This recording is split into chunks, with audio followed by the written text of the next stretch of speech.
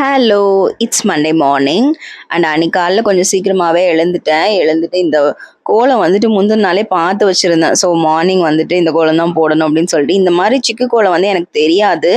But மொபைலை பார்த்துட்டே தான் போட்டிருந்தேன். இந்த மாதிரி போடுறதுக்கு கொஞ்சம் பிடிச்சிருக்கு. ஸோ கொஞ்சம் ட்ரை பண்ணலாம் அப்படின்னு சொல்லிட்டு தான் பண்ணியிருந்தேன். ஸோ நல்லாவே வந்திருந்தது.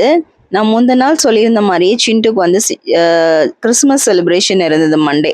ஸோ அவளுக்கு வந்து ஜீசஸ் கிரைஸ்ட் இந்த ரோல் தான் கொடுத்துருந்தாங்க. ஸோ அவளுக்கு இந்த ட்ரெஸ் வந்து நான் ஆர்டர் பண்ணியிருந்தேன். தென் அந்த க்ரௌனும் அந்த க்ராஸும் அவங்க அப்பா தான் ரெடி பண்ணியிருந்தாங்க. ஸோ அவளை சூப்பராக ரெடி பண்ணி ஸ்கூலில் கொண்டு போய் விட்டுட்டு வந்தாச்சு.